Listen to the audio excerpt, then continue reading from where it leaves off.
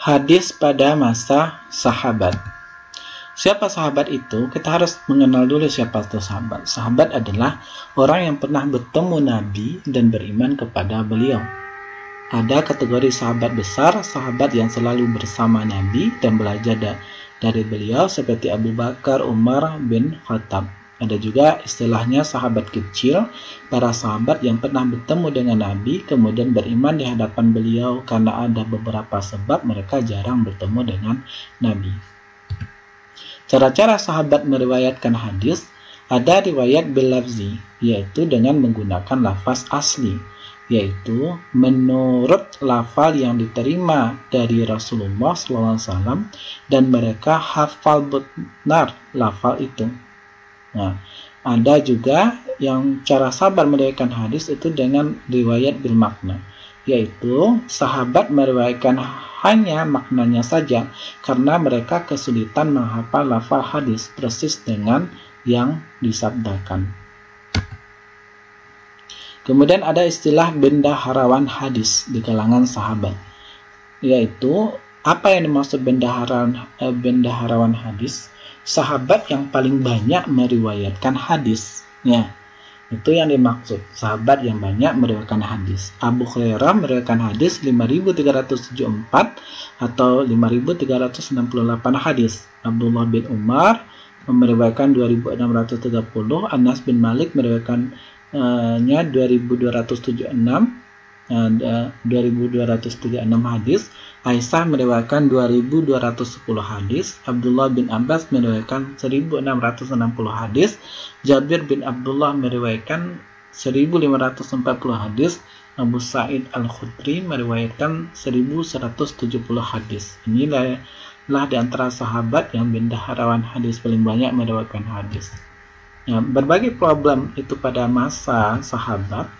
Pada masa Abu Bakar itu timbul kelompok orang-orang yang murtad. Timbulnya peperangan mengakibatkan gugurnya para penghafal Al-Quran, munculnya nabi-nabi palsu, munculnya para pengingkar zakat, konsentrasi sahabat dalam pembukuan Al-Quran, kondisi orang-orang asing dan Arab yang masuk Islam yang tidak bisa membedakan antara Al-Quran dan hadis.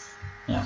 Ini problem, makanya hadis tidak dibukukan itu pada masa Abu Bakar. Kemudian problem terkait dengan hadis pada masa Umar bin Khattab yaitu selektif dalam hal menerima riwayat. Nah, perhatian pada pemeliharaan dan penyebaran Al-Quran. Belum ada usaha resmi menghimpun hadis dalam satu kitab, antara lain agar tidak memalingkan umat Islam dalam mempelajari Al-Quran. Periwayatan hadis pada masa ini belum berkembang karena para sahabat yang menerima hadis dari Rasulullah sudah tersebar ke berbagai daerah kekuasaan Islam.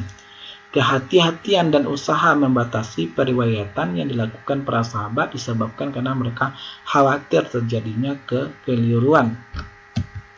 Nah, pada masa Utsman bin Affan melarang periwayatan hadis yang tidak mereka dengan pada masa Abu Bakar dan Umar bin Khattab. Kegiatan pencacatan Al-Quran menjadi kegiatan utama yang dilakukan Utsman.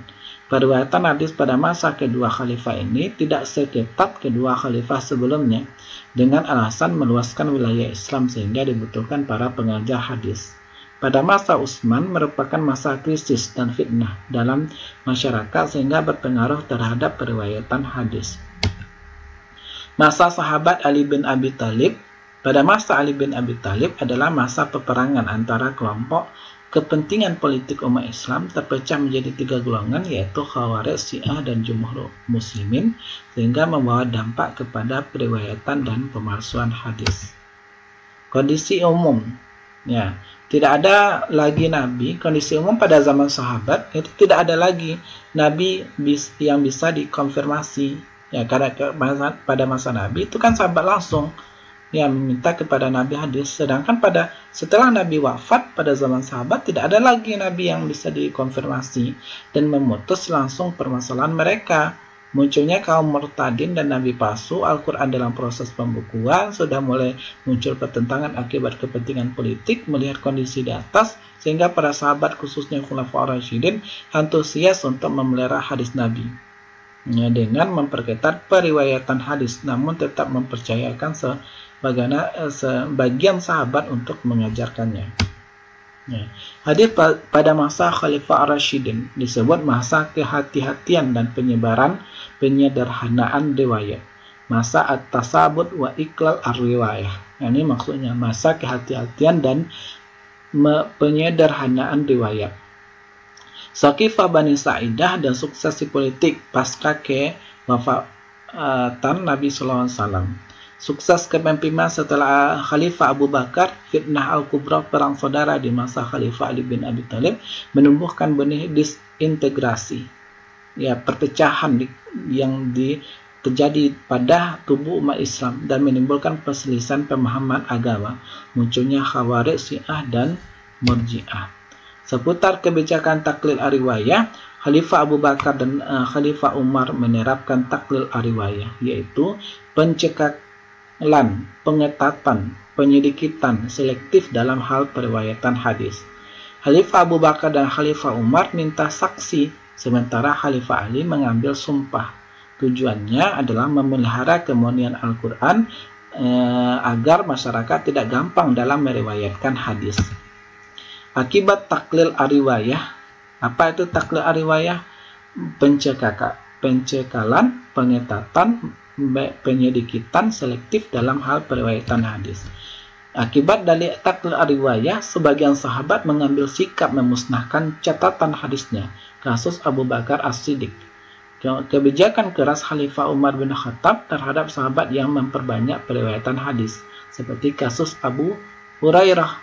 Nah, terbatasnya periwayatan hadis dan pembelajaran hadis menjadi khusus, eksklusif serta individual. Ini akibat taklil ar-riwayah.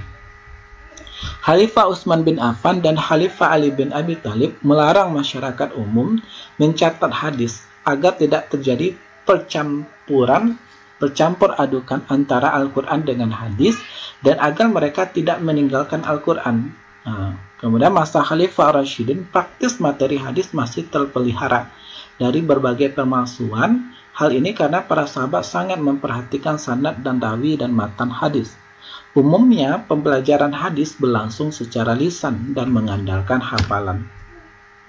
Seperti di Madinah Al-Munawwarah ada tokoh-tokohnya, Khalifah Ar-Rasyidin, Abu Hurairah, Aisyah, Abdullah bin Umar, Abu Sa'id Al-Khudri dan lain-lain. Di Makkah Al-Mukarramah juga ada, di Kufah juga ada. Pusat pembinaan hadis itu pada masa sahabat itu ada di Basrah, ada di Sam, ada di Mesir dengan masing-masing tokohnya. Hadis pada masa tabi'in, akhir abad 1 Hijriah, akhir abad ke-2 Hijriah. Masa tabi'in ini dikenal dengan masa penulisan dan kodifikasi hadis. Hadis pada masa sahabat kecil dan tabi'in, masa penyebaran riwayat ke berbagai kawasan. Intisar al-hadis, intisar ar-riwayah.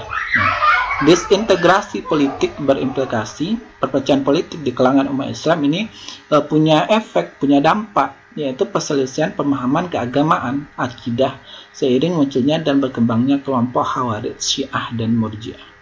Tiap kelompok, khususnya Khawarij dan Syiah, membuat pamor dan cari pengaruh dengan sebarkan hadis-hadis palsu.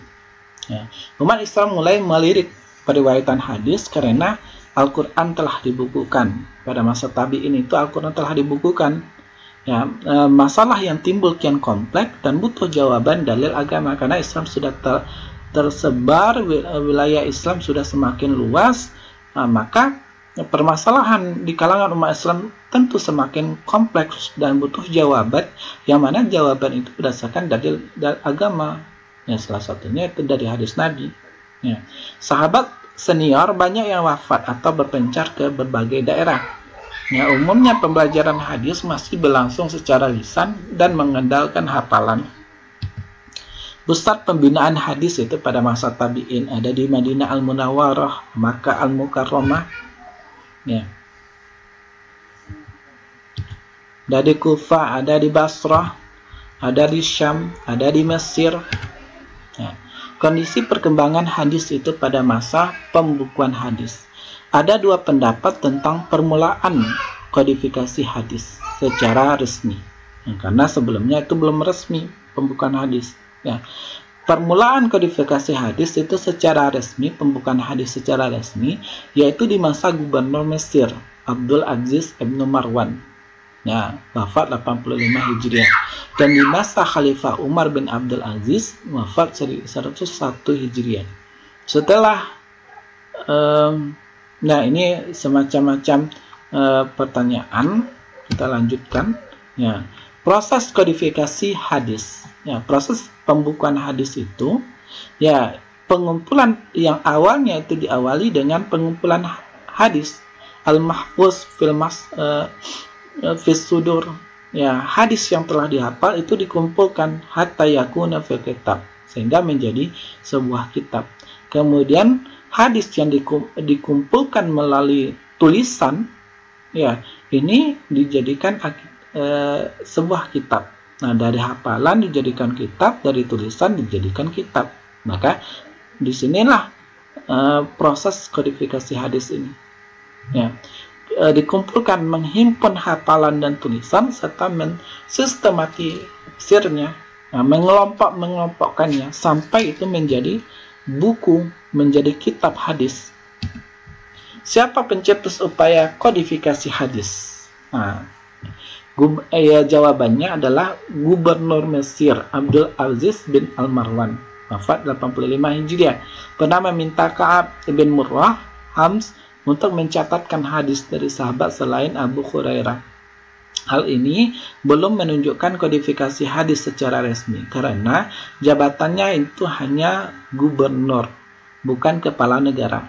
Tidak ada hubungan kedinasan, karena ulama yang disurati berada di luar daerah otoritasnya.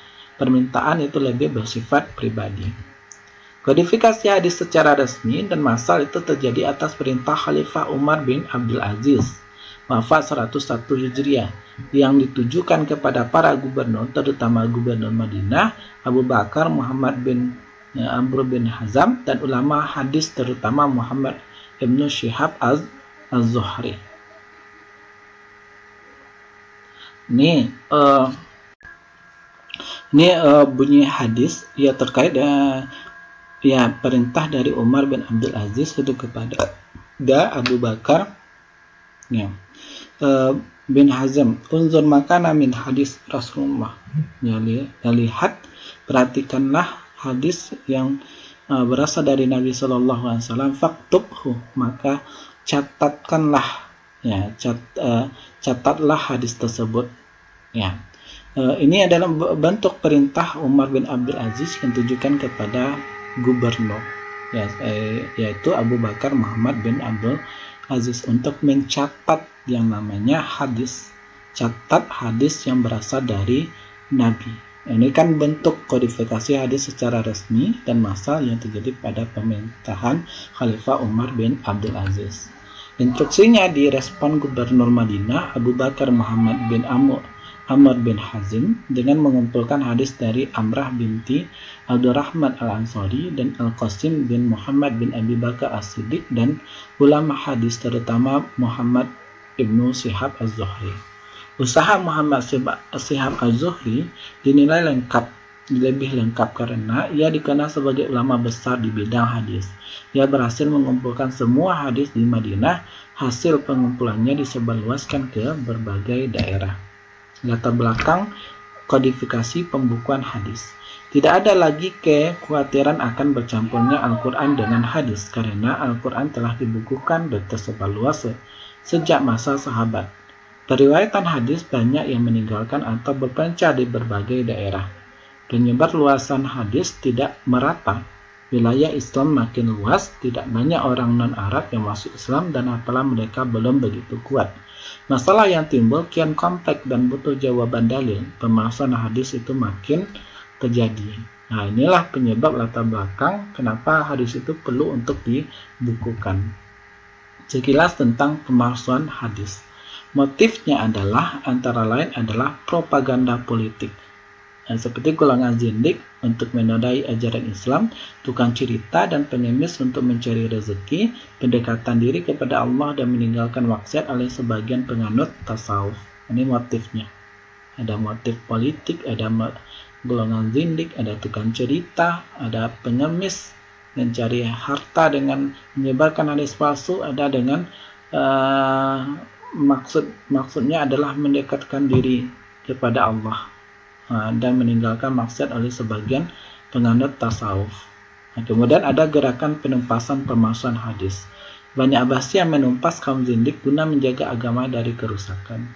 Ulama melakukan pelawatan ke berbagai daerah dan kawasan untuk mencek kebenaran dan sumber informasi yang diterimanya, meneliti sanad dan periwayat hadis dengan ketat, membukukan hadis, merumuskan ilmu mustalah hadis, menghimpun biografi periwayat hadis. Kondisi perkembangan hadis sesudah